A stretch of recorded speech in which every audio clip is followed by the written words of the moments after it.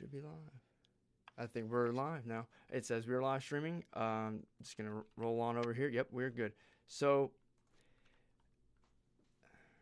get you up on the full screen. Looks like that. Yep. So, Mark, or let me start by saying this. I don't really ever do an introduction, but we're live today with GOP Senate candidate from Ohio, Mark Pukita. I hope I'm saying that right. You did. And I'm actually very excited about this. I've been looking forward to it ever since we got in contact with your campaign. And, for the last week or so, I've been reading through your agenda on your website, listen to what you have to say, kind of learning a little bit about you. But I do want you to go ahead and just give us, tell us about yourself, what kind of got you wanting to run for Senate, because this isn't a little task, and this is your first time Right. running for office. So go ahead, just tell us a little bit about yourself. And Okay. Thanks, Michael. I am a citizen candidate. I've never run for office before. I never had the desire to run for office. It wasn't on my bucket list.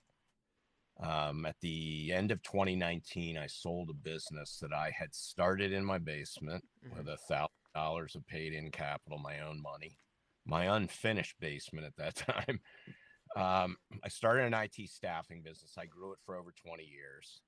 awesome. Created more than 2,000 jobs in Ohio alone, and realized I lived the American dream, right? I did better than my parents, who did better than their parents. And I had a 15-month-old grandson, a 17-month-old grandson at the time. And I was FaceTiming with he and my daughter, and I thought to myself, that child will not have the same opportunity I did if our country keeps going in the same direction. And he's coming from a much better launching point than I did, right? He had two college-educated parents, a father who started a business and has been very successful. My daughter's got an advanced degree. And so that kind of made me angry. And then I saw Rob Portman, our current sitting U.S. Senator, and I thought to myself, that guy hasn't done a single thing we sent him to Washington to do. Told us he was a conservative, and that's just a lie. He's a turncoat. He's a sellout. And I just wasn't happy. Yeah. So so those three things kind of came together at the same time. And I looked for someone. I thought there's got to be someone out there that's going to primary Rob Portman, right? A U.S. Senate seat's a very desirable kind of thing. And here's what I heard from every one of them, Michael. It would be suicide to primary a sitting U.S. senator with that much clout and that much money. I mean, regardless of whether he's doing a good job or not, right? And actually, the way they said it would be suicide for a career politician to primary a sitting U.S. senator like Rob Portman. And that career politician really, grated on me because I believe we need term limits. We need to get the career politicians out of Washington, right? And I'm not alone. I'm sure you feel that way, and 90% of the population feels that way. I mean, that's a bipartisan issue, right? So Yes. we can talk about that later. So I decided to primary Rob Portman, and I have faced headwinds from my own party the entire way. And we can talk a little bit about the corruption in the Ohio Republican Party and what we're doing about it. So that was my why. My why, if I really had to distill it down, it's I am not going to let someone take the American dream and future, American way of life away from my grandchildren. I will go down with guns in both hands. I'm just not going to let it happen. So that's the reason I'm doing it. Okay. I come from a lower middle class family. My grandfathers were both coal miners in northeastern Pennsylvania. My parents had outhouses when they were kids. I mean, I just say this to give people an idea that I didn't come from a silver spoon kind of place like Rob Portman did, where he went to private schools and all the rest. Family was wealthy. The typical kind of senatorial resume, which has gotten us exactly where we are today. So, faith-based family. I thought I had turned this off, Michael. I'm sorry. No, you're good. I get it. I gotta really turn it off this time. There's too many settings. Sorry about that. No, you're good. A faith-based family. Sunday was the kind of the center of our week. Had a lot of our friends, if you will, and our social life revolved around our church. But I think I lived just kind of a regular 60s, 70s kind of life. We were lower middle class, but our whole neighborhood was, so we didn't think that much about it. I got accepted at 2 Ivy League schools. I applied to 3 schools, 2 Ivy League schools in Ohio State. I got accepted at all of them: Cornell, University of Pennsylvania, and Ohio State. I didn't go to the Ivy League schools because we pretty much couldn't afford it. My parents probably would have made it work. They would have made anything work for their kid. But I just didn't think it was right. And second of all, I went on a overnight, 2-day kind of campus visit with my dad to Cornell. And at noon on the first day, I tapped him on the shoulder and said, "Let's get out of here," because I just didn't fit in that environment. Yeah. I was taking a tour with a group of kids, and they were talking about where they were going to go for the summer between high school and college in Europe. And I was thinking about, how do I get a third job to make sure I had enough money to, pay for books, fees, tuition, and all the rest. And, to be honest, have a little extra money to enjoy myself while I was in college. Yeah, absolutely. I'm not going to lie about that. I did really well. I graduated summa cum laude, but I didn't skimp on doing the kind of things that college kids do as well, going to football games, basketball games, bars, restaurants, stuff like that, parties. So, I think I was pretty balanced. So I graduated from Ohio State with an electrical engineering degree. I graduated summa cum laude. Went to work for companies like IBM and EDS. And then I started my own company, and the rest of that is, kind of, we've talked about that. So that's kind of a little bit about me. I would say I come from a humble background. I did all the right things, right? I would say, put it this way, I did all the things like my parents and my church and my God asked me to do. Follow the 10 Commandments, respect your parents, do well in school, don't break the law, don't do drugs, be appreciative of your education, give back, etc. Did all that, built a company, gave thousands of jobs to people. Sold it to my 2 key managers who took that business, split it in half, and now they're running it and growing it. And we did all the right things, right?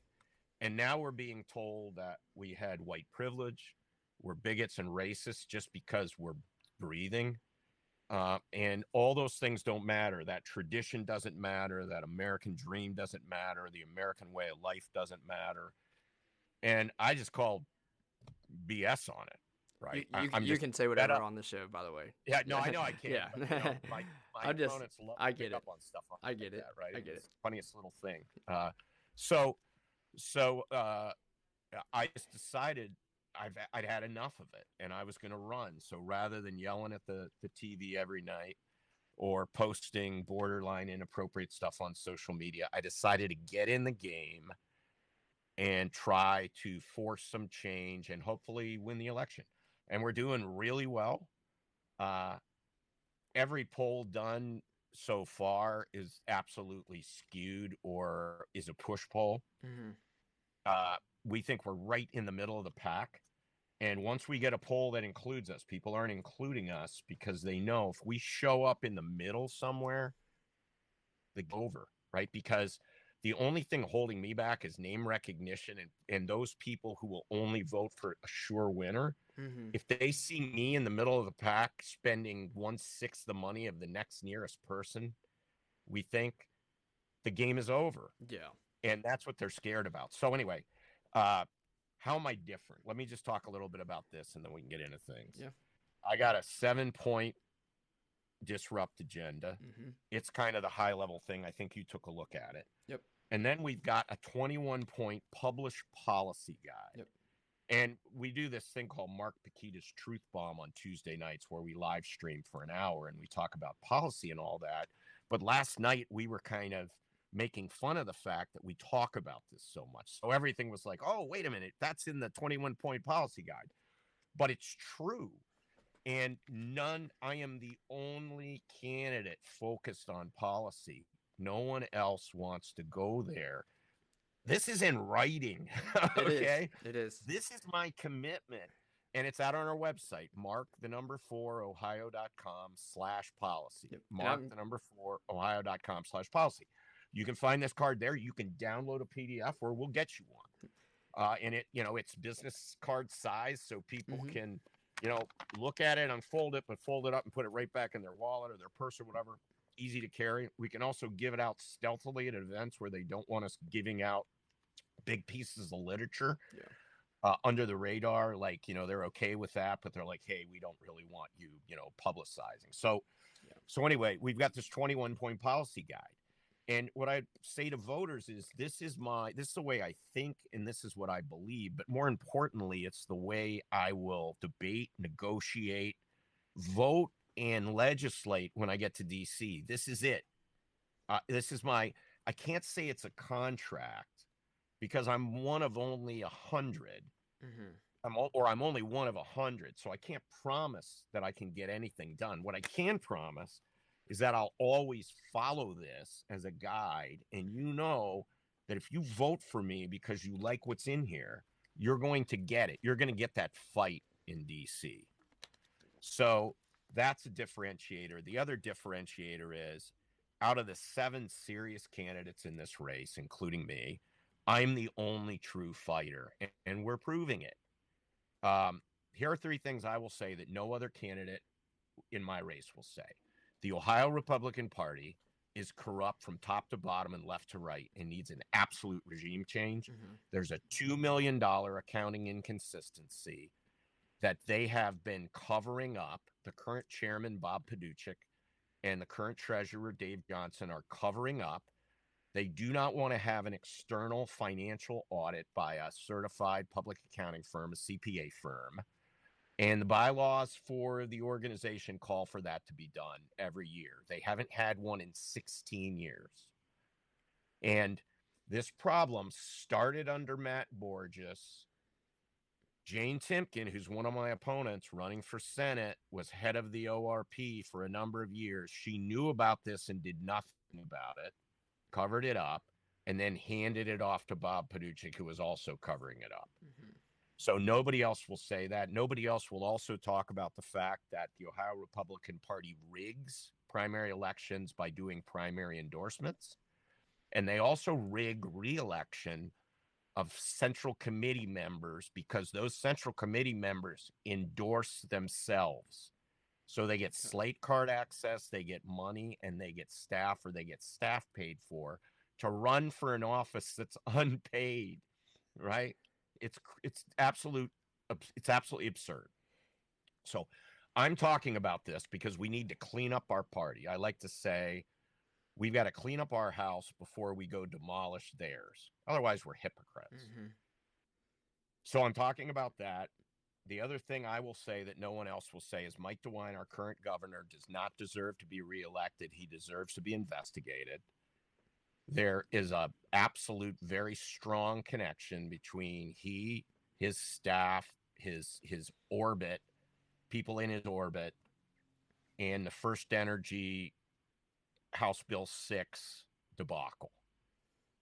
And that is, Larry Householder is under indictment. Others are sure to come. If you read Neil Clark's book, he was a lobbyist in Columbus for a long, long time, he got indicted. He finished the book he'd been writing for a long time, got it published, and then committed suicide. In that book, which I consider a deathbed confession or the closest thing to it, he talks about DeWine being at a meeting where he agreed to accept $5 million from these, organizations associated with this effort. So he needs to be investigated, not reelected. He's done a really crappy job for us during COVID. Compare him to Florida and Ron DeSantis, there's absolutely no comparison. Yeah. And then finally, I'm the only one who'll say Rob Portman isn't a statesman like everybody wants to make him out to be. He's a sellout and a turncoat, and it's a good thing he's going. So sorry for the long introduction, but that's pretty much the essence of what we're about. Fighting corruption, turning the country around, and doing it as a citizen candidate who's never run for office before. So you made a lot of important points, and as you went on, I actually, you started growing on me more and more, because a lot of what I talk about is there's a growing divide.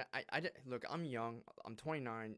So as far as what I've seen politically growing up, Obama would have been the first presidential candidate that election-wise I voted in. I didn't vote for Obama, but the first. And then Trump, obviously, I was old enough, and I was working at the time to when I was like, wow, this stuff does impact me. I think there's a growing divide between conservatism, if I said that right, and Republicans. Correct. Right? And I often tell people, like, I don't care who it is. If I don't agree with it, then I'm going to say I don't agree with it. I do always say that I'm not going to criticize unless I have a solution to offer, right? Because then it's just worthless. But you're right. There is a lot going on corruption-wise. And when you said you don't think the governor should be reelected, I want to just confirm, I'm not sure. That's a Republican governor, too, you're speaking against. Correct. Which normally doesn't work in your favor. Correct. And you normally wouldn't, but we're not in normal times now. We're not. Not at all. And I think that it's important. And I think that, we'll start going through. I know you just said you always talk about that 21 page policy guide, but it's funny because that's what I was going to ask you questions on. Yep. But there's a lot of good stuff in there too. But going back to the corruption thing, and there's one thing I want to bring up as well. When you get to DC, one thing I can't stand is the House of Representatives in particular. We have committees in the House of Representatives. And I tell people, you don't get on those committees by any kind of experience that you have in those specific committees. You get on it by raising money. If you go look, AOC is on the Finance Committee. She's never worked in a finance-related industry job or whatever at all in her life. And if she probably couldn't balance a checkbook. Probably not. I could tell you she couldn't, by the way she talks about student loans. But when you go and look at that committee, there's I think 4 or 5 out of however many, 20 something, or there may be bigger than that had actually had any kind of experience banking, finance, even working in the private sector. That's another big thing, right? People want to say, well, Trump was just this wealthy real estate Mongol, and corrupt, blah blah blah blah blah. Like you said, you've created 2,000 jobs in Ohio with your business. You built a business from the ground up. You've employed people. You've made it. You've been successful. I would much rather why would you not want to have someone like that going and making decisions at the highest level of our country, as opposed to someone who's literally all they've done their entire life is worked for a campaign and never in the private sector. There's a huge gap. And it goes both ways with the Republicans and the Democrats. They're just as bad. And the corruption is just as bad. And we can go more into that too, because I love talking about that side of it. But we'll let's start out and just go through your 21 page. And I'm going to post links to this as well, guys. I'm going to post links in all the descriptions, YouTube, everything. Linking you to Mark's website, all the policy stuff, whatever he needs, we're here to help. So the infrastructure deal, that's your first page, right? Right. And you point out, too, that, McConnell and Boehner, is that how you say it? Boehner. John Boehner. Wow. Got that wrong. You don't remember him. You're too young to remember him, maybe. I may be. But there's certain things infrastructure-wise. But I think what's important to point out is you're showing it's actually up to the state, because that bridge connects Cincinnati and then Kentucky, then I'm assuming, because you mentioned McConnell, who is a senator in Kentucky. With the Biden infrastructure deal, he's federalizing it. And that's kind of something I never understood. I always thought that a lot of the spending for infrastructure is up to the state and local government, which kind of goes back to the fact that we even need that $1 trillion infrastructure deal anyway. So what are your thoughts on the infrastructure and the stuff that Biden has done and tried to put into place as well? That the infrastructure is really the only thing he's been able to pass, but it was a bipartisan support on that bill too. What are your thoughts on that in infrastructure wise, and because that's also something that people can see physically with the Right. infrastructure. So, um, I don't even know where to get started on this because there's so many ways that we could go at it. So let me just talk about what the policy says, and then we can get into some of the details. Yeah. The first point is fix critical nationally strategic road infrastructure like the I-75 corridor. So, unlike some people who say they're conservatives and they're constitutional, I'm not going to say, and I probably did say it early in the campaign, but we got to get back to the Constitution and everything else needs to be wiped out. I mean, the reality is that we've got to deal with where we are today, and that the Constitution has 200 years of precedent and case law that goes along with it. So when someone says we just need to get back to the Constitution, it's not like you just bring some complaint to the Supreme Court and the Supreme Court says, you're right, that's not in here. Right? But we see that all the time, right? Yeah. So there are some things that I think that so I think that, like, the interstate highway system and our roads, there is a component of that in terms of planning and strategy that I think needs to be done at a national level. But the work that needs to be done, I think we need to do that work and have the money for that work come from and be as close to the people who are going to be the biggest users of that infrastructure as possible. Yes. Now, the rub, if you will, comes when you're talking about something. Let's just use the I-75 corridor that we have going through Ohio, and it goes through Kentucky, and it goes up into Michigan. It's nicknamed the Kanban Highway, and it's nicknamed that because there are a lot of auto suppliers who are sending parts and assemblies and components back and forth on that highway. It is a critical, if you will, artery of commerce. And we've allowed things like the Brent Spence Bridge to atrophy. It is, Michael, it is falling apart. It is, we joke about doing a video on it. And I'm like, wouldn't it be interesting if the bridge just collapsed in the middle of the interview? And that's not like hyperbole, right? I mean, that actually could happen. And our point is that we've had people in Washington, and we've had people close to Ohio. We had the leader of the Senate, Mitch McConnell, and we had the Speaker of the House, John Boehner, and they couldn't get it done. They couldn't get it done. They couldn't find a way to get a bill passed to get money to do that bridge. And it seems like they're all more concerned about arguing with each other and one-upping each other than they are actually serving for us and getting that infrastructure fixed. The same goes for our electric grid and infrastructure. A lot of the components in our electric grid, I think Donald Trump said we're not buying any more components for our electrical grid from China.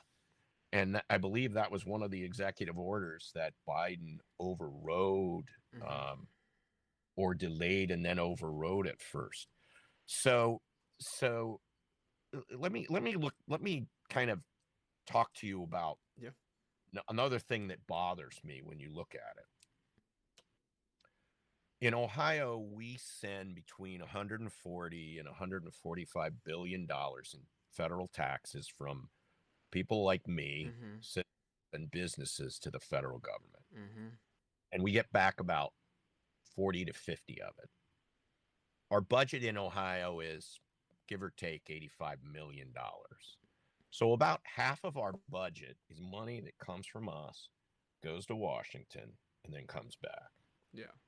Okay. And I like to say it goes there, it gets skimmed and laundered, and then it comes back to us with a whole bunch of strings attached, big, fat, expensive strings. Why does that money even go to Washington to begin with? That's the first question. And then the second question is, why would we ever take our own money back and be told what to do with it? Because Washington is literally controlling half of Ohio because they control half the government with that spending. And that to me is absurd. Mm-hmm. It's absolutely absurd. And it's control. It actually goes further than just the money they send back. You know, there are often matching funds, right? Like Medicaid. Well, if you're going to take expanded Medicaid, you've got to put in more of your own money. Mm-hmm.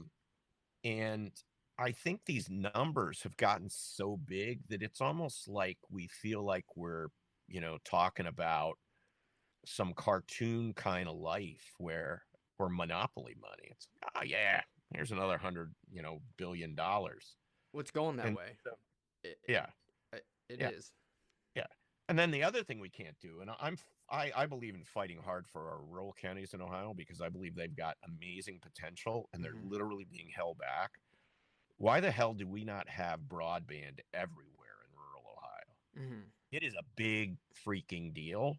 And it seems like our legislature, our governor, the federal government throws these little bones at people to keep them happy around election time, and then nothing happens. Yeah. We've got to get that done. We've got to get broadband into these areas because it is holding them back economically in terms of getting people to relocate there, relocating businesses, as well as, you know, educationally having the same access to, you know, intellectual assets at the right speed rather than having to spend all night downloading something. It's an absolute travesty, and I'm actually shocked that those people haven't been more vocal about the fact that they get screwed every time. And so I would be taking care of them. We need that infrastructure. Yeah. We need to back off FEMA floodplain issues. Mm-hmm. You know, they're requiring, you know, it's keeping the waterfront from being developed. They're just all of these things that rural counties deal with that no one in Columbus or in DC cares about. And we need to start caring about them because if we're going to bring manufacturing back, that's where we're going to see a lot of plants located where there are skilled blue collar workers. And it doesn't work without them. Yeah, no, I agree. And, you know, to credit the national infrastructure bill, the one that was passed earlier, they talked about, they addressed the broadband deal and trying to get it built in these rural areas. The problem, though, is I'm kind of skeptical as if it will get done or anytime soon. And then it's up to the state, too, because there's, you know, just because the federal government says something doesn't mean it's going to be done in the state anytime soon either. And then, you know, it's a matter of going back to what you said as far as with the tax revenue, the national infrastructure bill, I keep saying national, but the one passed in Congress, they don't even account for how they're going to pay for any of it, really. When you really dig down into it, they don't, you know, throwing numbers out, but it's all hopeful revenues. Well, go ahead. Well, we know how they're going to pay for it. They're going to just print money. I mean, this is part of the plan. So first of all, let me make a comment about that quote unquote bipartisan infrastructure bill. It's not bipartisan. Yeah. When I said bipartisan, I was just speaking in terms of, the title of it. Yeah. But it's not bipartisan because 80 to 90% of it is social justice pork. Mm-hmm. You know, social justice infrastructure could be teaching white privilege classes or something like that CRT, to a workforce. It's baloney, right? So, but Rob Portman, man, he was okay standing up there, and it was just like comical to me. I first see the picture. I see Rob Portman standing there with Joe Biden, like, yeah, we're gonna infrastructure, and then over on the other side, Mitt Romney, and I'm like, oh, that explains everything. The three Stooges standing there. So that's a joke, first of all. And we could be doing a lot more faster with a lot less money if we just get those, you know, clowns out of the way. And that's what they are. So I don't believe it's bipartisan at all. Now, getting it funded, they'll get it funded by printing money. Mm-hmm. I think that's part of the plan of the Democrats, because they have gotten in so deep now with debt and deficit that they got to find a way out of it, and the only way out of it is to monetize debt by printing money. But when they print that money, and we're seeing it now with inflation, right? We're going to have more money chasing less goods. Mm-hmm. We're seeing prices go up. When that happens, those who are impacted the most are those who are spending most of their money on what I'd call goods to stay alive: Mm-hmm. food, shelter, clothing. If my food budget doubles, there is no way it has the same impact as if it doubles for a lower income, inner city, financially disadvantaged family, right? Mm-hmm. So what I don't understand is how these people keep voting for the Democrats. But the other thing that monetization does is drives the value of 401ks and things like that down, right? So everybody's like, woohoo, we're getting roads and all the rest, we're doing this and we're doing that. And they really aren't understanding.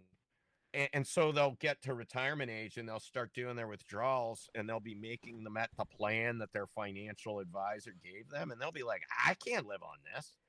Well, you're going to have to shorten your lifespan then because you're going to run out of money before you run out of life. Exactly. And that's what people don't understand. We're getting into a conversation I love talking about with this. Yeah. I can go on all day because background on me, I work in the finance industry, right? Securities, license, all that stuff.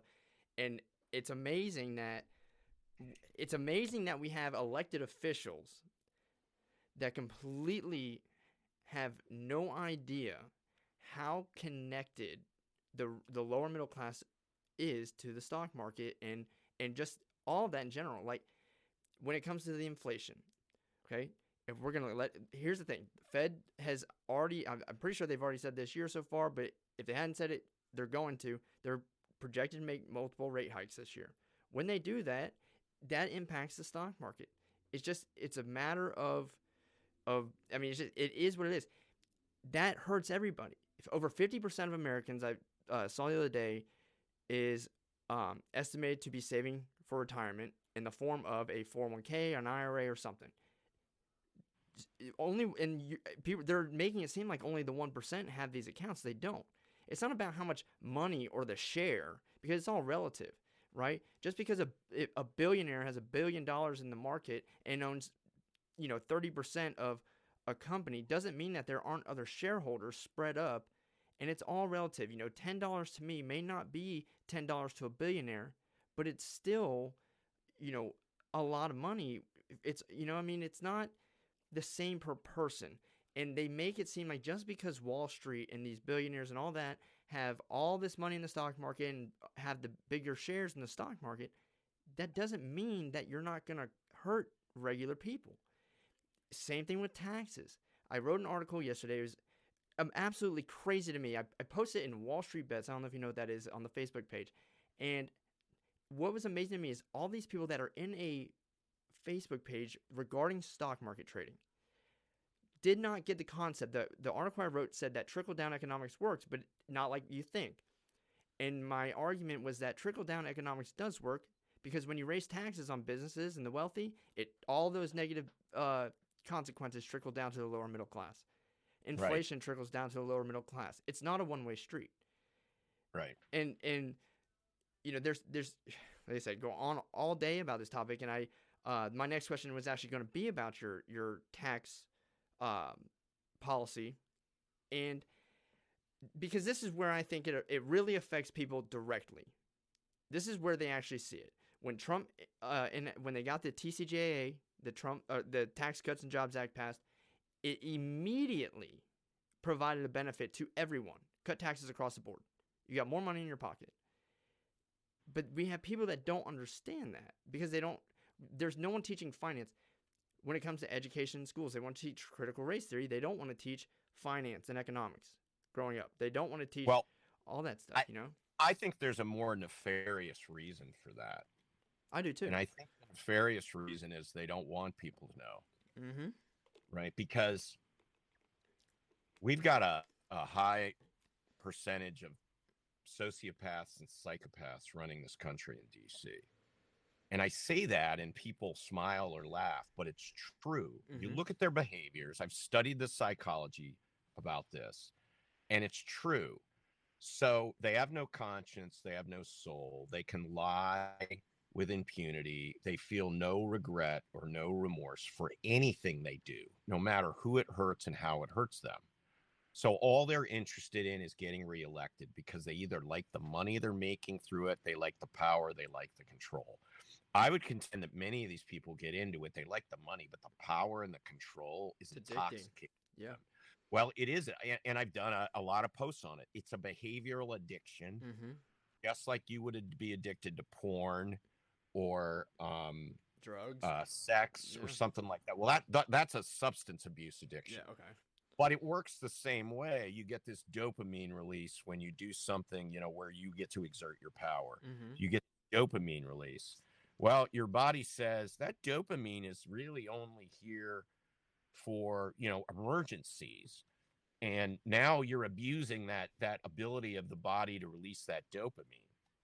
So you do it again tomorrow and the body says, "Wow, there's something wrong here. I'm going to dial down my sensitivity to the dopamine because we really shouldn't be doing this, body." Mm-hmm. And that's this addiction cycle. That dopamine release, if it's at the same level, gives less and less pleasure over time. And so it's why Nancy Pelosi is so wacky right now doing this stuff, right? Yeah. Because she's literally addicted to that power and that control. Absolutely. So I would also say that they know the impact on people's 401ks. They know what's going to happen to the market and all the rest. They don't care, and they will lie about it, and they are lying about it. And we need to stop listening to these people. Mm-hmm. We need to call them out, and we need to get back to like universal truths. When they can convince us, if they can convince us to say there are more than two sexes, we're done. Okay, we're done, because then they can convince us of anything. Yeah. Right. Like our one of our candidates for governor here, Joe Blystone, who's got a farm. He's like, there are only two sexes. Let's just look at it this way: there's a bull and there's a cow, and that's it. Mm-hmm. Right? That's it. He's right. That's it. Yet we have college programs on proving that there is more than one sex. This is absolute lunacy, right? Well, you have people that tell that get up in front of us on TV and tell us don't deny science, but then they're turning around and denying science, and Like regularly, like easy like science, continuously. Like you just can't go anywhere and not see them denying science. Yeah, I mean, geez, God forbid if I want to question a vaccine's been around for a year or just anything like that, but a science where it's like for the last 30,000 years or however long we've been able to comprehend, how to, reproduce and all this stuff. Like it's pretty set in stone. There's no way around it really, so that's contradicting to me. It is funny, and you're right. I think they do know. And when you actually go and if you actually read the bills, like the Build Back Better and all that, and you actually, or even the vaccine mandates, and you look into where they're trying to make some of these changes, where they're trying to raise taxes on, where they're trying to, enforce some of these policies. Look, the Build Back Better plan, and I don't know if you knew this, but as far as I know, the only tax cut that was going to come for the lower middle class was in the form of the child tax credit that Biden expanded on, not in the Build Back Better plan, but earlier in the year in the infrastructure, or not the infrastructure, the COVID stimulus. He expanded on Trump's child tax credit, and he also made it refundable, which means even if you didn't pay a dime in federal taxes, you got the tax credit. That's the only tax cut. Well, that's over with, unless they extend it. But he was going to give, in these states that have state and local taxes, he was going to increase the salt cap deduction and give the rich a major tax cut. He wants to try and pay for this bill by eliminating, you want to tax unrealized gains, which is the stupidest thing I've ever heard of. But the other thing that people don't realize, How many people have a house with $250,000 worth of capital gains after this year with the housing market going like it has? Right. There's tax provisions. When you sell that after 2 years, you don't pay taxes unless, I believe, over 250 or 500 if you're married. I could be wrong on that number, but I think it's somewhere like that. Yeah. They want to get rid of that. So your regular people that bought a house for $100,000 and it's appreciated to $350, they want to tax all that. And it does hurt regular people. It does trickle down. And this is an area I feel strongly about with the taxation, with some of these policies. And, we're in different states, but you also are going to represent everyone on a national level because your votes in Congress, when you have the Senate, it shows with the filibuster and all that stuff, it matters. It affects everyone. Yep. So, people also need to realize that, and it's what happens in Ohio matters in Ohio, especially Ohio, because that's a swing state anyway. But what happens in North Dakota, is a big deal. What happens in California is a big deal. Maybe not on a state level, but on a national level when you're going to represent us. So, that is a big problem. And we can go back and forth to the taxation stuff all day. I know you, in yours, it looks like you want to try and, you would if you could. Again, you're only one person out of 100. You like the idea of a flatter tax rate. I think that's what you said in it. It was, let's see. Yeah. Yep. Move to a flatter tax model. Yeah. Flatter fair tax. We need to fix the tax policies that keep American businesses from repatriating profits here, as well as make it more attractive for them to keep their new development in terms of facilities and expansion here. That's a little more complex because you've got to factor in the competition internationally. And there comes a point where it's not just an issue of taxation and regulation. It's an issue of, people aren't playing fair, like China with environmental malfeasance, or China with civil rights abuses, or China with worker abuses. Those kind of things you can't make up for, even probably if you went to zero taxation. Yeah. Right. It's just an unfair, unlevel playing field, and they're taking advantage of it. And the rest of the world seems to be okay with it. They look the other way. So that's a bigger question that comes to trade deals and things like that. Yeah. Let me say this about taxes. Republicans fall into this trap, and I think it's kind of set by Democrats. They focus on tax policy. Tax rates up, tax rates down, tax rates up, tax rates down. We need to be spending 10 times the energy, 10 times the brain power, and 10 times the activity on reducing spending as opposed to worrying about taxes. Right? I look at the tax thing as, we're nibbling around the edges, feeling like we're doing something. We have an impact here, we have an impact there. We get 2% here, 2% there. While our debt is ballooning, right? Our deficit is ballooning, and we're becoming uncompetitive versus the rest of the world. So we have to do this. This is an imperative. This isn't a, I wish we could lower spending. And I think we've got a target-rich environment in Washington. I mean, here's what I would do if I were the CEO of America. I'd say to every one of those people, here's what I want is I want to report on what value every one of your departments and agencies provides to the U.S. public. I want to know who derives the value, what it is, how much it costs to deliver it, and what the value is of it being delivered.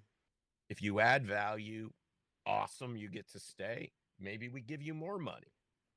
If you don't add value, you're done. We're just done. There's no reason to have something that doesn't add value to taxpayers. And then we need to look at that stuff that does add value and say, is this the optimal place to be doing it? Should we be doing it at the federal level or the state level? Constitutionally and organizationally, right? So if it's not constitutionally, we have to take a really hard look of sending it back to the states. Yeah. But even if it is, or it could be done either place, we need to figure out where the optimum place for that to be done is. Not basing that on a political decision, basing that on a financial and benefit to taxpayers decision. Mm-hmm. But we've got all these decisions being made by people who are playing these political games, and they end up one of them ends up winning, one of them ends up losing. You don't know until that's done, but here's what I can guarantee you. The taxpayer who's paying for all that loses every freaking time. Every single time. Right? And it's time for that to be done. Right? It's time for people in Washington to become statespeople and be doing the right thing, not trying to keep a job. And because they work so hard to keep the job, they don't get any work done. They're spending all their time raising money. It's absurd. Yeah. And yeah, you just hit on the point I brought up earlier with the committees, right? It literally, the majority of a politician's day is dialing for dollars. No different than having like a sales role, except they're doing it trying to raise money, and it's stupid. Absolutely, it's crazy. And taxpayers, most taxpayers have no idea this goes on. Jim Mernacey, who's running for governor here, was in the House for 4 terms, 8 years, and he said, "Mark, I was shocked. I get there, I'm excited, I'm ready to go to work. I would show up at committee meetings, and no one else would be there. Day 2 or 3." They're back at their offices dialing for money to get reelected. They've literally just been sworn in for the new Congress. Yep. And they're not working because they're dialing for dollars. Yep. Or they're headed back home to go to events to raise money. Not to have town hall, like Rob Portman. I think that guy's had like 1 town hall in 7 years. But going home, not to meet with constituents, but to meet with high dollar donors and go to cocktail parties and have people spend $2,500 to get at the head table. Yep. Okay. Taxpayers need to understand that. This is what I'm talking about. The insiders absolutely hate me. I mean, it's not just dislike, it's a hatred. Because it's like they've been able to keep this secret because they don't publicize any of this. There's very little stuff. You go to the Ohio GOP website, there's like nothing there. It's totally meaningless, except donate. You can't understand how to get on state central committee. None of that. You've got to dig to find the bylaws. Yeah. This is absolute. I mean, this is just unacceptable, and it's wrong. Oh, it is. And, just piggybacking off of that, they're, like you said, they're coming back to the state. They're not meeting with the ordinary people that elected them. They're meeting with the large corporations in the state and the people that have the money. I brought up, going back to like the Pelosi insider trading stuff. When I wrote about it, I connected it to the Kennedy Center. And I don't know if you know anything about the Kennedy Center, but that, and then even events like maybe the Met Gala or something like that. When you have large corporations, like the largest corporations in the world, showing up to these events, and you have a politician showing up to these events, here's one thing that's for certain. As it stands right now, corporations need a relationship with politicians to try and lobby legislation that will help their business, right? Politicians absolutely 100% need the money from these wealthy and individuals and corporations to survive. It's their life.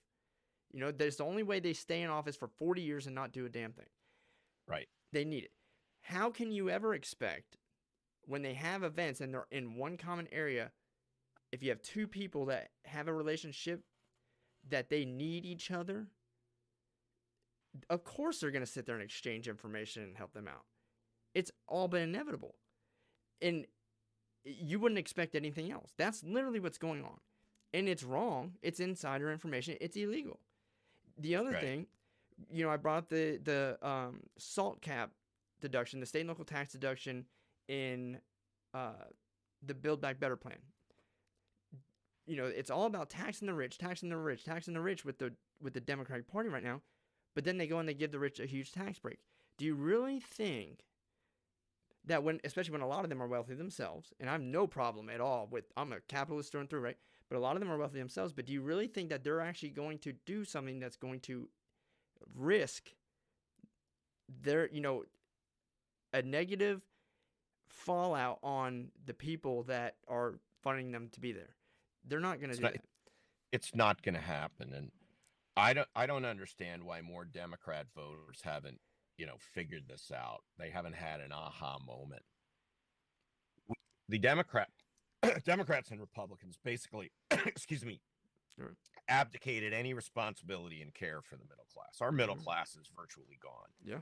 So the Democrat Party is people who are on entitlement programs on one end, and people up here who are hedge fund managers in the finance industry in New York and in the big tech companies on the West Coast. And that's their constituency. It's why they're working so hard, Michael, on open borders, because they need a replacement. They have to have a replacement program for the people they're leaving. Because my supporters, the reason why I'm putting so much of my own money into this is because my supporters don't have the money to donate, right? They when I get $25 from them, that's like $2,900 from someone in Silicon Valley. Exactly, yeah. Right? And I understand that, and I'm humbled by it. Other candidates in the race are like, screw them. I'm going for where the money is. And you can look at their FEC reports and see 2,900, 2,900, 2,900. Sometimes 2,900 primary, 2,900 general, right? They're stroking a check, right? For like $5,800. Half of that can't be used because it's for the general election, but they're taking it now, right? And mine are like 1776, 2022, stuff like that. Yeah. $15, $5, $150, a $500 donation for me is a big deal from these people, and it's a big deal for them, right? So there's that money piece, but man, that's why they so wanted to take care of Donald Trump. They had to take care of him. They had to get him out of office because those folks in that middle class, especially the lower middle class, were starting to say, dude's got us jobs. Dude's got us wage increases for the first time in like 3 or 4 decades. Yep. Maybe he's got our back. What the hell have you guys been doing for us? That's scary. That's a shockwave kind of moment for Democrats. So they're losing people who were typically there. I can't tell you that a lot of questions I get on, are you supportive of unions from people, right? These are people coming up to my events asking me about this because they're union workers. Now, that was typically thought to be, that's going to be a Democrat voter for the most part. Yeah, not anymore. This is really amazing because they've absolutely let those people down. And then when you talk about the tax policy and they're talking about tax the rich, tax the rich, tax the rich, that's a lie too, right? We've all seen the data that says even if you took all the money that billionaires made, if you tax them at 100%, we'd still have a massive deficit. We'd have massive debt still. They've got to raise taxes on that middle class. Yep. And or anybody who's making money up. Well, they got to raise taxes on everybody because it doesn't work if they only do it on the rich. And I did a video a long time ago. I was figuratively sitting in the car waiting to go into a funeral in Massachusetts back in September, October year before last. And I'm like, listen, Biden is telling you he's not going to raise taxes on anybody making less than $400,000 a year. That's a lie. And you heard it here first. Yep. And here's why. And sure enough, he's broken that promise. He's already broken that promise. Yeah. So anyway, we're on the same page there. But tax policy to me pales in comparison to reducing spending. got to reduce spending. When was the last time you heard of anybody talking about reducing spending? Even candidates, Republican candidates. No, they don't. Right? The only thing you'll hear is them criticizing, like they'll criticize Biden's Build Back Better plan and say how expensive it is, right? But they don't ever talk about going the exact opposite and trying to cut spending, because I think, and correct me if I'm wrong, but the reason I think that is because when people hear, oh, you're going to cut spending, now someone's going to be left out. Someone's not going to, we're not going to support some of these programs, whatever it is. Here's the thing: you can cut spending immediately and not impact one, even the military when you do it, nothing. And that is just cut NATO spending down to what the other countries pay, to the percentage of GDP. That's $90 billion right off the back. Oh, so I gave you the example of going through every agency like you would do if you were buying a company and you looked at that company and you thought, man, there's fat here. I want to make it profitable. You do your deal and you go, okay, we need to invest in this equipment. We need to do better preventive maintenance. We need to sell off this unit. We need to do some layoffs here. I mean, that's the way you look at things. Mm-hmm. When was the last time there was a layoff in the federal government? Yeah, there wasn't. The only time, the vaccine mandates would have laid people off in the federal government. That's it. Right. Not by choice. I mean, that's not even cutting spending. That's just being stupid. But yeah, that's being draconian and tyrannical. Yeah, that's the only thing. I mean, and going to your reduction spending. This I saw this last night, and I wanted to ask you because I was on it's page 18. It's fiscal responsibility. I do. I'm in here in Murfreesboro, where I saw Nashville. You mentioned Dave Ramsey, right? But love Dave Ramsey. Yeah, well, a lot of people do, and he's got a lot of good advice too. But the last one, it says start a -1% a year federal spending coalition. So I guess I wanted clarity. Are you looking to reduce spending by 1% every year at a minimum? Okay, and so go ahead. Go ahead. I was just saying, what are your projections? What do you think that will do if over a 10-year period? I don't know if you've worked this out, but as far as the deficit and stuff, what kind of impact do you think that will have? Well, we haven't been through those numbers. Mm-hmm. We've got a very small campaign staff, and I got a lot of smart people. No, I understand. Yeah, we don't have time to be doing congressional budget office. I get it. Office of Management and Budget kind of projections, but here's the thing. If we don't start on some kind of a reducing spending program, we'll never start. The first step is always the hardest.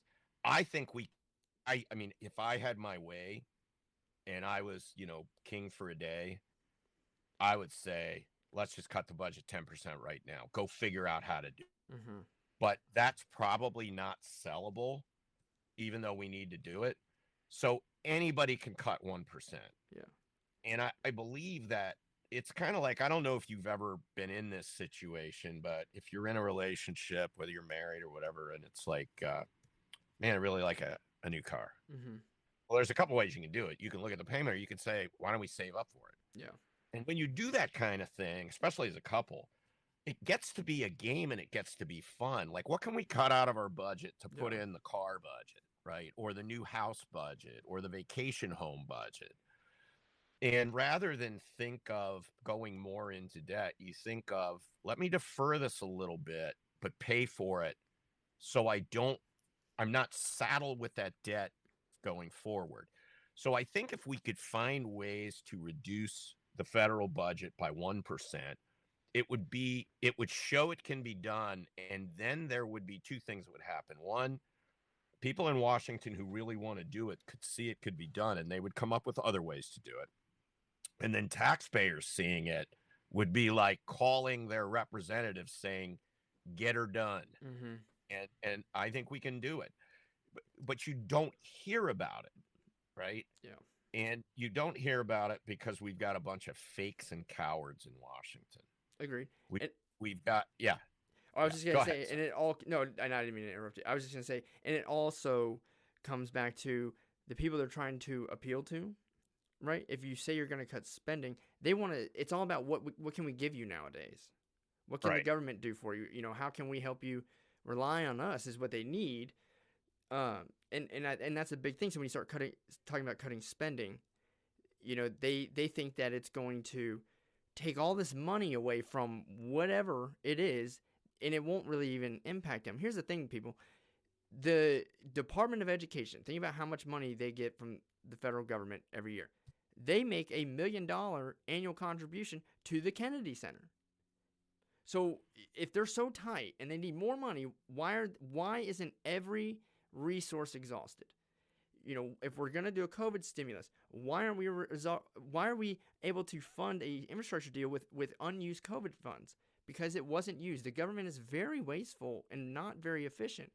And these are things where, Mark, you're right. We could cut spending out of it. Would not impact anything. Not a thing. Yeah. Here's an idea. If you told people in a department or agency, here's the deal. You got 30 days to come up with ideas to cut 1 or 2% out of our budget, or there are going to be layoffs. Man, the ideas would be flowing into the suggestion box. It would be overflowing. You'd need to get a tractor trailer in there. Yeah. It can be done. This is not an issue of capability. It's an issue of determination. We have to be determined to shrink the size of the federal government. And to do that, I think we're going to need a wholesale change of the people who are there, because it is not in the best interest of the people who are there to shrink the size of the federal government. Never. And that goes back to the term limits, which would probably never be voted on. That's a tough thing. I don't know how you even begin to. Even though 82% of Americans want term limits. Yeah, I don't see how. Yeah, I still, because again, we're not the ones, and for good reason for a lot of things, but we're not the ones that are voting directly on that, right? Right. And other than that, and there's another Senate candidate that I haven't interviewed. It's more of a debate. He has his own podcast. It's Michael J. Steele up in North Dakota, and he's a Democrat, and we did go back and forth, do not agree. But one thing I did tell him is that, look, I don't know if you're gonna win, but when you go, remember your intent. It's all about intent when you're going in to serve the public. What's your reason for being there? Obviously a lot of them are saying, oh, I'm here to help, I'm here to do this, I'm here to do that, blah, blah. Then they stay for 40 years and they never did a damn thing. They go there, they get rich. So a lot of it's about intent. Why are you talking about universal health care? Is it because you truly believe in it? Or do you really know that it's not going to work, but you're just wanting is, saying things that people want to hear? From what I've seen from you thus far, and what I've read and watched other videos, you obviously don't care about that, because you've talked about the corruption within the own party. You've spoke against your own governor, and that's a good thing. That's what it should be. It shouldn't be, I get you have to run for the Republican Party or the Democratic Party or as an independent. That is what it is. But your ideas don't necessarily have to align fully with that. And when I say that, I'm saying that just be real and be honest. Call those people out. Right. We have no ideas in the Republican Party in Ohio. There are no ideas. And that's something that I heard you guys talk about too. You're saying there's like 3 different parties within the Republican Party. Well, yeah. There's the insiders. Mm-hmm. There's the people who understand and are conservatives, like you said, who don't really care that they're part of the Republican Party, but it's the only place where they can find other conservatives with whom to commune. Mm-hmm. Then you've got these people in the middle who are probably swayable. Ron Cooper, a good buddy of mine, who pens stuff on Facebook under Ron Coop. He's a fabulous writer and political kind of, amateur political analyst.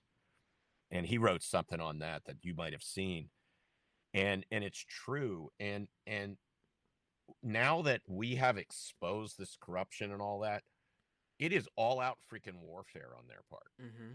I mean, they are unloading the guns because they are so afraid of losing this comfortable, cushy. So, for example, a lot of people don't understand that the payoff to people who are, let's say, supporting Mike DeWine are things like gubernatorial appointments. Mm-hmm. So we got a guy by the name of Dave Johnson, who's the treasurer of the Ohio Republican Party. And he's lying. Okay. He's lying about the financial statements. He's lying about having an audit done. There was never an audit done. You listen to him. You as a finance guy, I'm listening to him trying to explain the difference between cash basis and accrual accounting, using that explanation to explain something that has nothing to do with that. It's balance sheet related, right? And it's the fact that retained earnings don't roll, right? It doesn't make any difference if it's cash or accrual. If you've got $1 million of retained earnings and you make $100,000 next year, your retained earnings should be $1.1 million. Yeah. If you lose $100,000 next year, your retained earnings should be $1 million. I looked at those financial statements and I immediately said the retained earnings don't roll. Something's wrong here, right? This doesn't take a rocket scientist. I'm not a CPA, but I've looked at a lot of audited financials because my company had to have, audited financials for our bankers. Absolutely. Right. And, you're running a company and you're running it well, the numbers. So this guy is, and you're like, who the hell is this guy? Well, he's the head of the Columbiana County Republican Party. He's also been appointed to the board of directors of the Ohio Bureau of Workers' Comp. That's like $60,000 a year, plus I believe healthcare benefits, and I believe, pension benefits. He's also been appointed by our Secretary of State, that's who can appoint you, to the board of elections in Columbiana County. That's another 10 or 15 grand a year.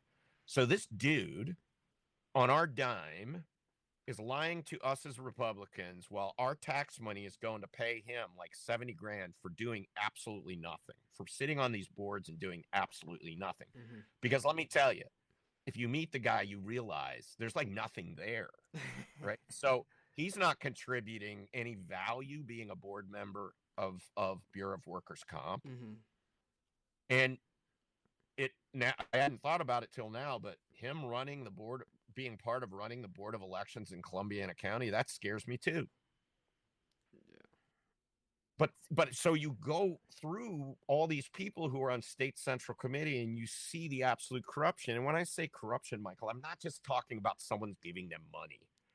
I'm talking about corruption being this dishonesty with the grassroots and the Republican Party. And they're not being honest. They're doing things that are not right.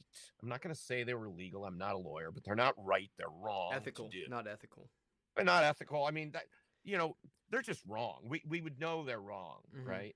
We know they're wrong. And they're lying and they're standing up and lying and doing it in public. And it's embarrassing. And so people say, why are you doing this, Mark? And I'm like, because I intend to win this primary. Yeah, well, don't do it unless that. I mean, right. And if I win it, when I win it, what do you think Tim Ryan is going to say, my opponent, the first day? He's going to say I'm a Republican and I come from this corrupt organization. I want to be on the record having said, having exposed it and having worked to fix it, which we're doing, right? So I can say that to him.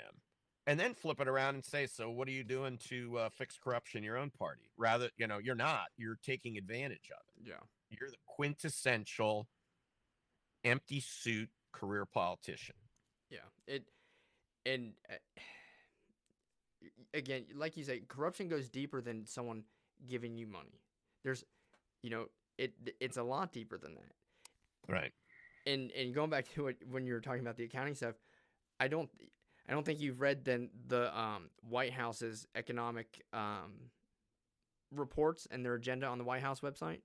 If you want to laugh, I've seen some words like I pull down the budget. I can't understand the budget. Right? I literally can't understand the budget. It never foots. No, and so what I do is I just read what they want, and what they're looking at. The biggest thing that ever caught my eye was they were talking about the average effective tax rate that Americans pay, which I think is right around 13% across the board. Right. They said that, but then they contradicted it and said it's really about 8% because we're taking into consideration unrealized gains income. And I'm just like,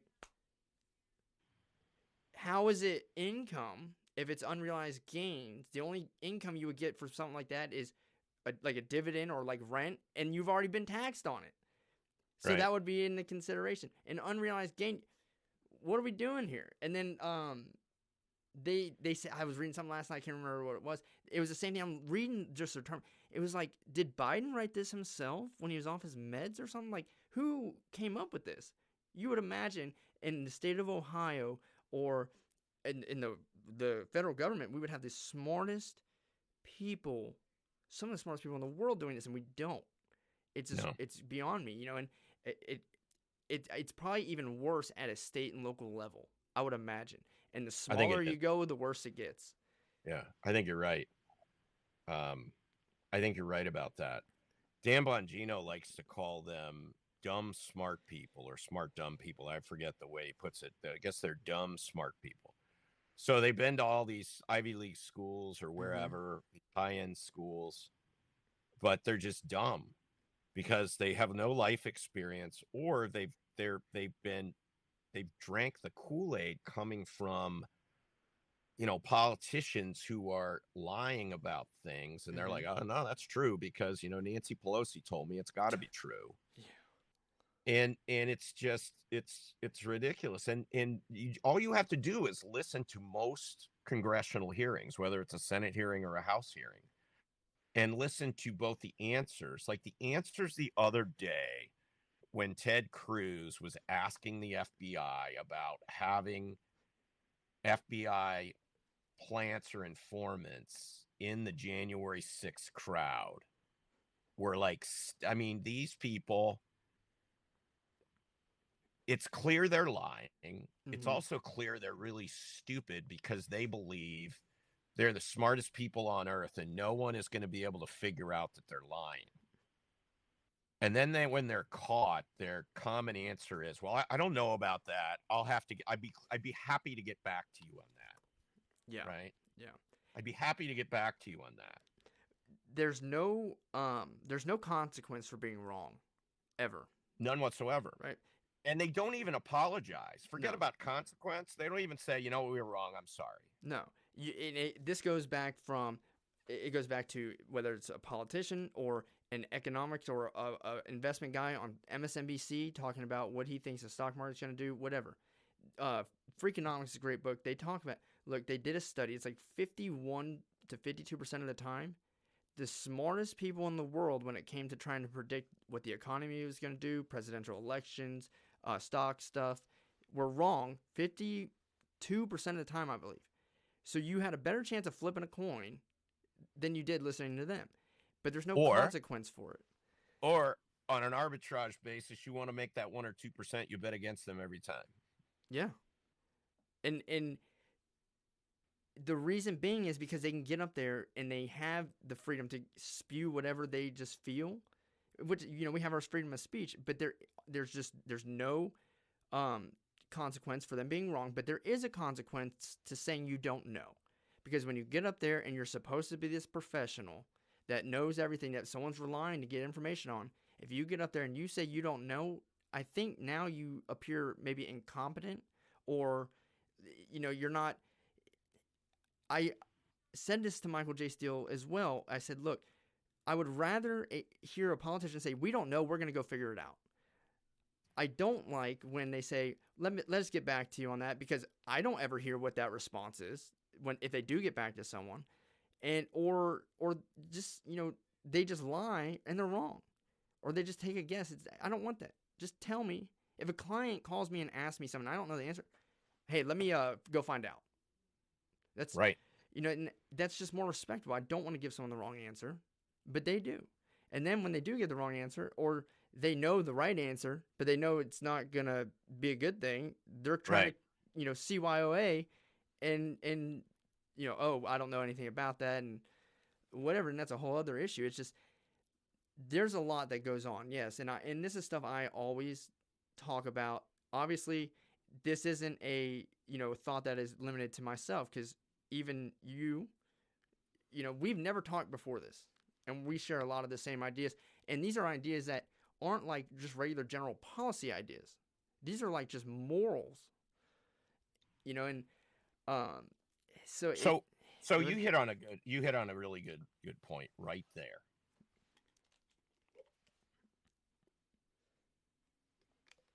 The Ohio Republican Party faces a character dilemma. They have none. They need people leading who have character. And they've got none.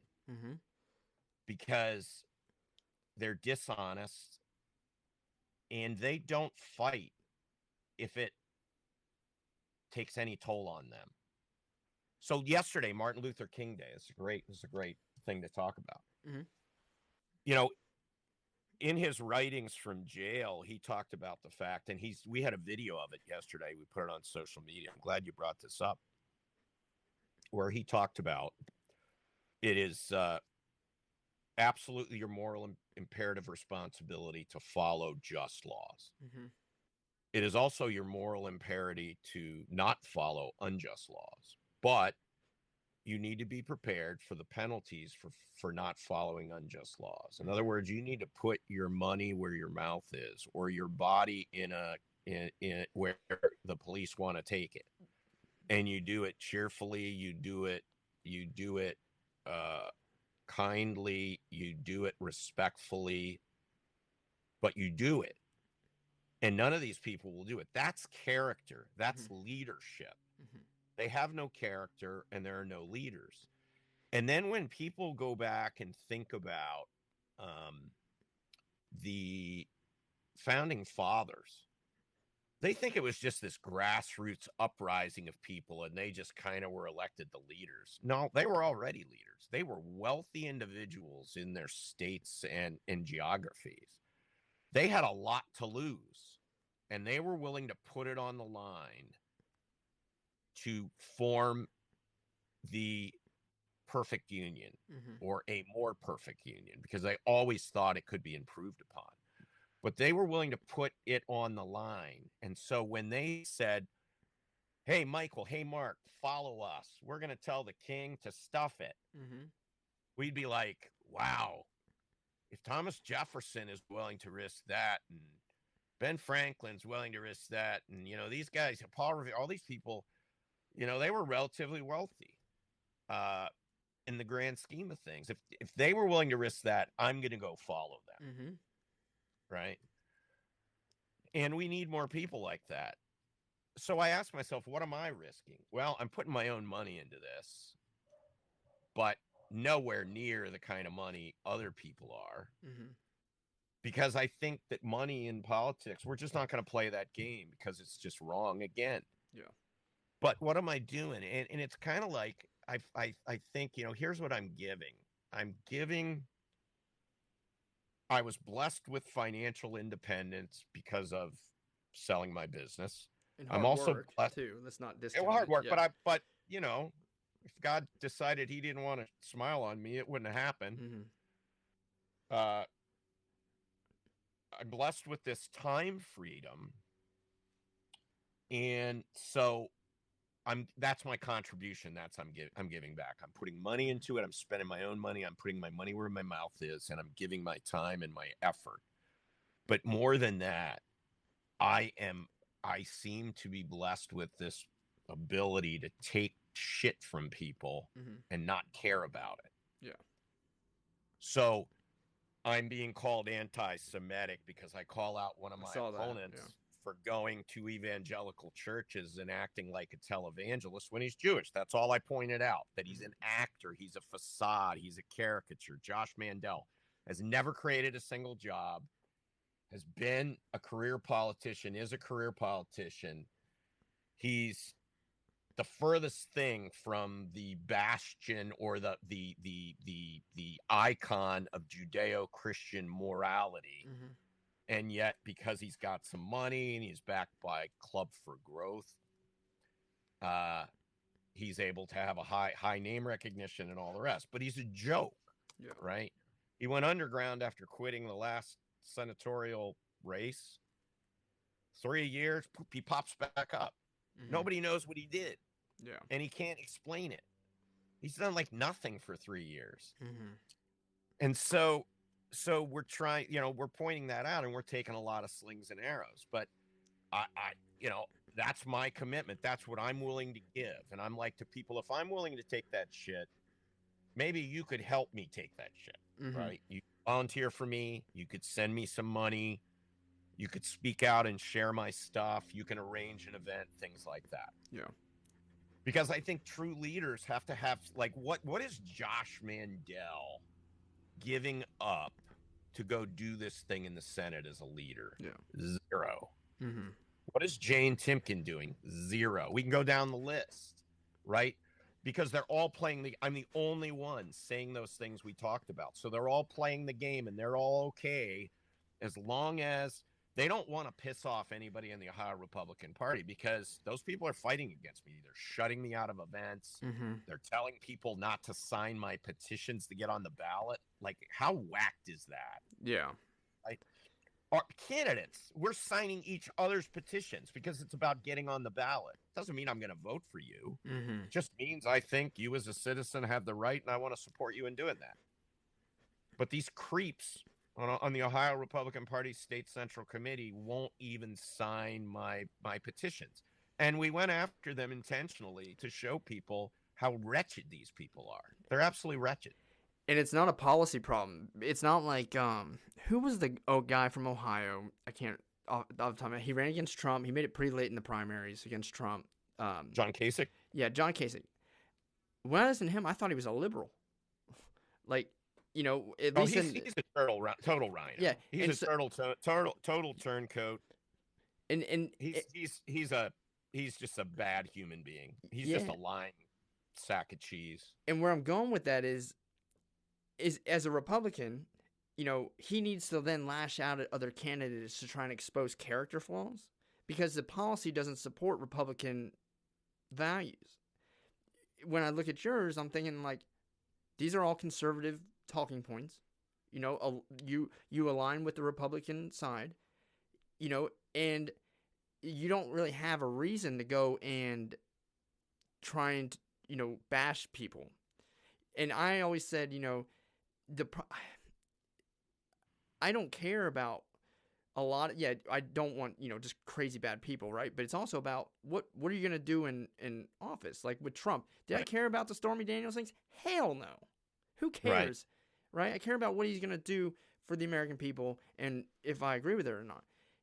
Is it in a primary, I think it does get a little more heated, because when you're running against a Democrat, there's a difference in policy. There's a difference in values. And I don't know, and this was going to be my next question, though, but how different is policy in the Republicans that you're running against, from yours? Because if it is something that's better, and you can relay it to people and have them understand it, I always feel like, that would be far better, and who cares what the other people say? Because if they're focusing on bashing people and you're focusing on policy, that's where I think, people will start to see through that. But how different, I guess, and I wanted to ask you this too, and it just got me to this point, but how different is policy from yours to the other Republicans? Do they even have a thought out, plan like you do? How much different is it, and what value are you bringing that's different to theirs? I'm going to do what we were doing last night. Yeah. I'm glad you asked that, Michael. Yeah. Did I tell you about my 21-point policy guy? There you go. Hey, that's good. That's fine. Yeah. No, seriously, nobody else has any policy like this. Like this comprehensive. They may have a press release on education or a press release on this. There's no comprehensive policy. There's no systematized, consolidated, coordinated thinking about it. It's all about polling, money, and polling and money. And this is rocket science compared to what they've got. Yeah. And as a business person, I look at this and I look at it and I'm like, that's kind of high level. We could use, some more detail on this. But I keep forgetting that I'm setting the strategy. So in the Senate, I'm not going to be doing anything other than setting the strategy for the country. Yeah. And you set strategy at the high level and you let the operators, the executors do that stuff. We're telling them where to focus their energies and what to do. Exactly. That's what this is. The problem is my competitors. So I'm the only one who has this. Only one. You can go check. And I think the challenge is no one wants to talk about it because it is different. So when you say, is it different than their other Republican policies? Well, first of all, I don't know what Republican policies are because I haven't seen anything from anybody, including the RNC, in terms of a plan to get people excited about. Which is probably a flaw of the Republican Party too, by the way. Total flaw. But they're mismanaged because they're managed by a bunch of career politicians for the most part. Two, there's none of this in the Ohio Republican Party. Not that I necessarily think they need to be setting a platform, but I do think they need to be setting some guidelines that say character is important, experience is important, some of those things. And then in terms of this, I'd be glad to sit and have roundtable discussions on policy with anybody. Anybody. We've offered it to my opponents. They have no desire to do it. Because when you do it, see, they're kind of sucking off the tea to these big donors. And these big donors don't donate. Like Josh Mandel's associated with Club for Growth PAC and Club for Growth. They don't give you the kind of money they're giving Josh without something in return. Let's face it. Yeah. Like you were saying before. J.D. Vance has got $10 million of money from Silicon Valley and Peter Thiel. Trust me. There are strings attached to that. There's a quid pro quo there. Right? I am guessing that some of these policies that are good for ordinary Americans, right? Good for the country, good for everybody, are fair, are just. Some of these policies the folks in Silicon Valley wouldn't be keen on them. Yeah. Big dollar donors wouldn't be keen on them. And so thus we have a race where I'm talking policy and everybody else is not. Yeah. And you would imagine, because look, maybe I'm just different because I like talking about this stuff. I like seeing it. And I do realize the impact that even a senator from Ohio, for someone like me in Tennessee, actually does have in Washington. And, but I would always imagine that it's all about you need a platform, you need a base, you need some kind of policy, because that's also what's going to hopefully dictate, your voting in the Senate in Washington on policy. It's if you have a Republican that's running for Senate and he has no clear policy objective, he has no something in writing like you have, then how the hell do you know what he's going to vote for? How do you don't? You don't know what his values. Exactly. I mean, using this guide, I would say that my constituents should be able to predict how I would vote on virtually every piece of legislation. Now, some of the legislation is like ridiculous stuff, like naming post office and stuff like that, right? So that's the bigger stuff, But I'm talking about big pieces of legislation having to do with these 21 points in their life. Yes. I would think that they would be able to predict how I would vote. Yeah, and I would say so. And then, and if you happen to not do that, then it's easier to go and call you out on that. Correct. So it should hold you accountable, you would hope. That's exactly right. Right. That's exactly right. And what I've said to them is, listen, here it is. It's in writing. You can come down and beat me about the head and neck with sticks and stones and whatever you want to bring if I let you down. Yeah. Because people are tired of it. I'm tired of it. And I'd be a freaking hypocrite if I did anything else. Yeah. And so,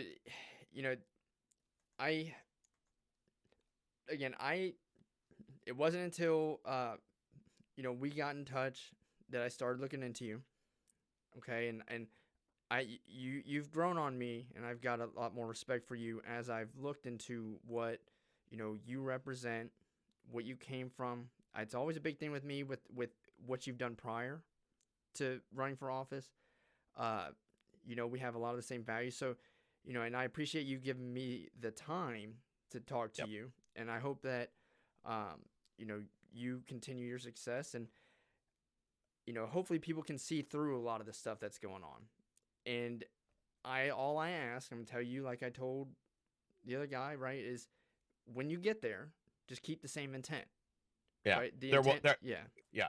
I think you can see that this is me, Mm-hmm. right? What you see is what you get. And I will promise you that. You may call me and complain about things that I'm doing, but it's not going to be you let me down on policy issues. You may not like the way I call people out or the way I take on leadership in the parties. For example, I would never vote for Mitch McConnell as leader. I've said that on national That's radio, freaking crazy. With John Fredericks, right? It's like everybody, well, he did some good things. No, he needs to go. I'd go as far as Lindsey Graham too, because he's all about Trump now, but Graham. He wasn't before. A lot of these people weren't. Yeah. Yeah, Lindsey Graham is like, where's he been now? Like here's what Lindsey Graham is. He is the most professional hearing holder I've ever seen. Yeah. That's his job. Mm-hmm. He doesn't do anything, but he holds some great hearings. He talks a lot of shit. Right. That's what it is. Right? Yeah. Right. And then he begs for money every 6 years, and we just rinse and repeat. It's ridiculous. Yeah, and so and I'm glad you also that you came on and we talked about this, because I think that I catch a lot of slack, and I do not care. If I did, I wouldn't be talking like I do. Yeah. You catch a lot of slack from whoever, because they automatically want to put you in that bucket with all the other Republicans and whatever, right? I tell people I don't care if you're a Republican or Democrat. I'm a conservative, yes, but I don't care about the parties. I have no loyalty. It's about what I think is best, and by logic and reading and all the research I do, and it seems like you have the same kind of perception with that. Right. And I think it's important that people are going to be able to see this. And I hope that we continue to go down that road. I think it started with Trump, or at least it was emphasized with him. That's why a lot of Republicans didn't like him. John McCain being one of them. Right. It's... Go ahead. No, I was going to say you're exactly right. Yeah. And so, we will... I know, you give me more time than we thought we were going to use up, and I appreciate it. If you want to say anything, go ahead and say anything. Yeah. All I would say is thanks first, Michael, for having me on.